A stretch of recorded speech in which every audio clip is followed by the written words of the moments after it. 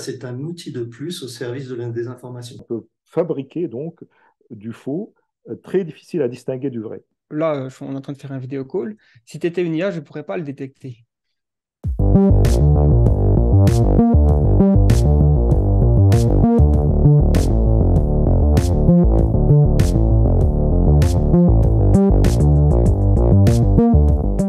La machine ne comprend pas ce qu'elle dit ou ce qu'elle écrit.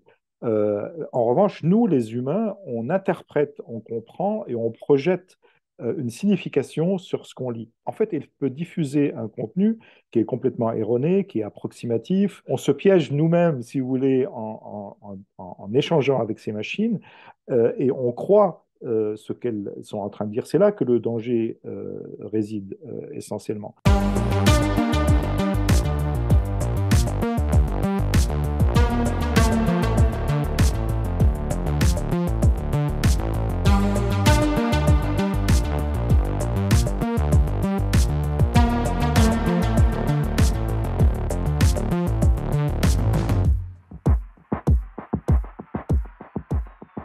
C'est vraiment important de réfléchir tout de suite. Qu'est-ce qui va se passer lorsqu'on aura des systèmes qui seront, entre guillemets, super intelligents.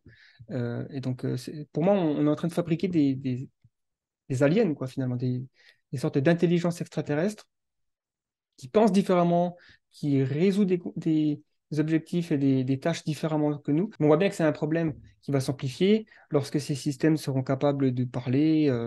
On pourra avoir des conversations avec sans savoir qu'on discute avec des IA ou pas. C'est pas la malveillance, c'est pas des IA diaboliques qui vont avoir conscience de soi et réaliser qu'elles sont des esclaves de l'humanité et elles vont se révolter. C'est pas du tout ça le problème. C'est vraiment un alignement qui n'est pas correct avec nos objectifs et les leurs. L'IA est en train d'avoir euh, des, des effets sur nos sociétés et que elle ne peut pas les avoir sans être discutée par les politiques et par les citoyens. Pour l'instant, l'IA est aux mains, était aux mains de grandes sociétés ou d'États pas forcément démocratiques, comme la Chine, etc. Ah, moi, je travaille dans la technologie. Il ne faut pas avoir peur de la technologie, mais la technologie n'est pas neutre pour autant dans la manière dont on la décide et on la développe. Et c'est pour ça qu'il y a la notion de responsabilité. Et pour développer une technologie, il faut être responsable.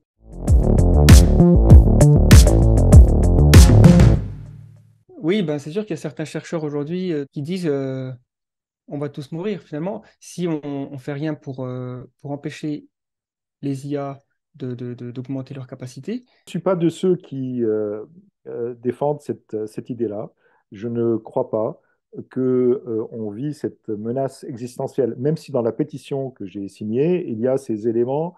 C'est pas parce qu'on signe une pétition qu'on est d'accord avec chaque mot, chaque virgule. Ce qui est important dans la pétition, c'est de lever un carton rouge en disant attention, là, il y a un danger, et ce danger, il faut d'abord le maîtriser avant de effectivement pouvoir déployer ces systèmes. Donc, on fait une pause, on regarde comment on peut contrôler. Il y a plein de problèmes au niveau législatif à mettre en place pour qu'il y ait des règles. Il faut laisser aussi le temps à la gouvernance de la technologie de l'IA de se mettre en place correctement.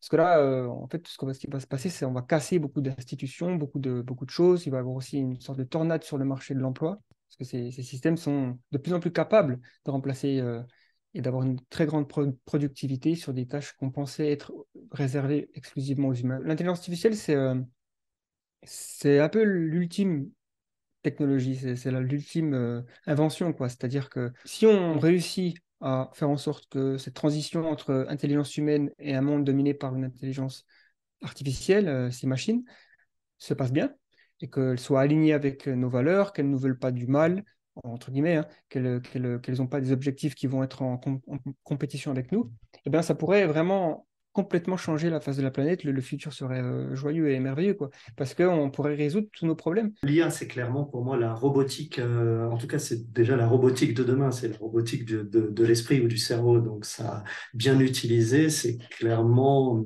ça peut décharger l'humain de certaines tâches et ça peut aussi résoudre certaines tâches qu'un humain seul ne pourrait pas résoudre. C'est clair, hein, et ça arrivera. Ça arrivera. Après, il faut que ce soit fait pour le bien des gens.